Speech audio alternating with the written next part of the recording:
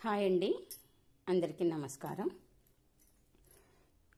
ఈరోజు నేను ఒక కథతో మీ ముందుకు వస్తున్నాను. కథ పేరు వచ్చి ఆపదలో వృద్ధ దంపతులు. సురభి నటరాజ్ వృద్ధ దంపతులు హైదరాబాద్ నగరంలో నివాసం ఉంటున్నారు. వారిద్దరూ గవర్నమెంట్ ఉద్యోగం చేసి రిటైర్ అయి చక్కగా జీవనాన్ని కొనసాగిస్తున్నారు. వాళ్ళ అబ్బాయి అమెరికాలో ఉంటూ సంపాదించుకుంటున్నాడు. వారి జీవనంలో చివరి దశకి చేరుకున్నారు. అయినా వాళ్ళ అబ్బాయి వాళ్ళ గురించి ఏమంతగా పట్టించుకోలేదు.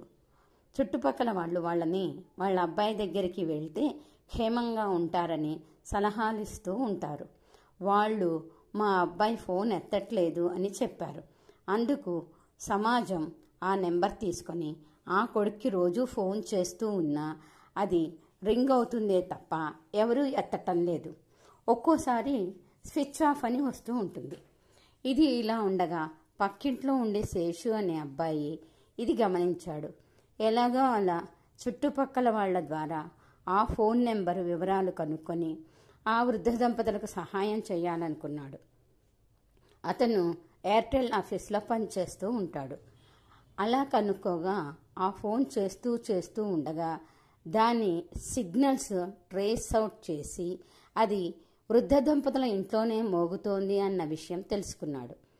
ఇది అలుసుగా తీసుకున్న ఆ పిల్లవాడు ఆ వృద్ధ దంపతులకు చేరువై వారి విషయాలన్నిటినీ వాళ్ల ద్వారానే రాబట్టి వాళ్ళు పూర్వం ఎక్కడుండేవారు ఆ వివరాలను తెలుసుకుని వారుండొచ్చన్న ప్రదేశాలకు వెళ్ళి వాళ్ల గురించి విచారించగా కొన్ని విషయాలు బయటకు వచ్చాయి.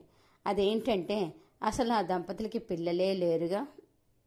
సంఘంలో వారిద్దరే ఉంటారంటే వారికి రక్షణ ఉండదని, వాళ్ళకి కొడుకు లేకపోయినా కొడుకు ఉన్నాడని, వాళ్ళని చూస్తాడని, వాళ్ళు కాపాడుకోవడానికి చేసుకున్నటువంటి ప్రయత్నమే అని తెలుసుకున్న శేషు వాళ్ళిద్దరినీ మోసం చేయాలని, సంఘంలో ఎలాగో వాళ్ళకి కొడుకున్నాడని అందరినీ నమ్మించారు కాబట్టి తనే ఆ కొడుకులాగా ప్రత్యక్షమై వెళ్తే వాళ్లకుండేటటువంటి ఆస్తంతా తనకే చెందుతుందన్న ఆలోచనతో వాళ్ల కొడుకుని నేనే అని ఆ నెంబర్ తీసుకొని అదే ఫోన్ నెంబర్తో తన దగ్గర ఫోన్ ఉందని, ఎన్నిసార్లు చేసినా ఫోన్ ఎత్తలేదని, అమెరికా వదిలేసి వస్తున్నాను, నేను మీతో ఉంటానని సంఘం అంతటినీ వెనకేసుకువచ్చి ఆ ముసలి వాళ్లని మోసం చేస్తూ వచ్చాడు. కానీ వాళ్ళు చెప్పింది అబద్ధమని, మళ్ళీ ఇప్పుడు నిజం చెప్తే సంఘం కూడా వాళ్లను నమ్మదని తెలుసుకున్న వృద్ధ దంపతులు చేసేది లేక శేషును తమ కొడుకుగా బలవంతంగా వాళ్ళ ఇంట్లో పెట్టుకున్నారు. దీన్ని అలసుగా చేసుకున్నటువంటి వాడు ఆ వృద్ధ దంపతులను చిత్రవద చేసి ఆస్తినంతా కాజేసి వారిని అనాథలుగా చేయడానికి ప్రయత్నం చేస్తున్నాడు.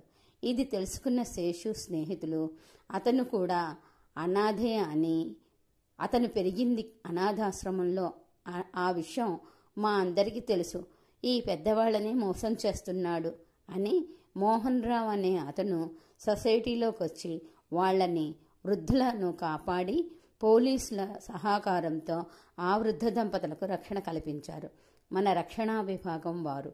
ఆ తర్వాత మోహన్ రావుకి ఆ వృద్ధుల బాధ్యతలను అప్పగిస్తూ మధ్యలో హ్యూమన్ రైట్స్ వాళ్ళ సహాయంతో ఆ వృద్ధులకి ఆశ్రమంలో మంచి ఆసరా కల్పించి వాళ్ళని చూసుకుంటున్నారు. ఆ వృద్ధ దంపతులు కూడా వాళ్ళ ఆస్తులంతా హ్యూమన్ రైట్స్ ద్వారా నడిపిస్తున్నటువంటి వృద్ధుల ఆశ్రమానికి దానంగా వృద్ధుల్ని ఇచ్చారు. వృద్ధుల్ని ఒక దుష్టుడి భార్య నుంచి కాపాడినందుకు మోహన్ రావుకి ఒక మంచి ఉద్యోగాన్ని అదే అనాథాశ్రమంలో కల్పించారు. ఇప్పుడు వాళ్ళంతా సంతోషంగా ఉంటున్నారు. ధన్యవాదాలండి. నా ఛానల్ని లైక్ చేసి షేర్ చేసి సబ్స్క్రైబ్ చేయండి. అలాగే మీ కామెంట్స్ తెలియచేయండి. మీ కామెంట్సే మాకు ఎంతో ఉత్సాహాన్ని అందచేస్తాయి. ధన్యవాదాలు.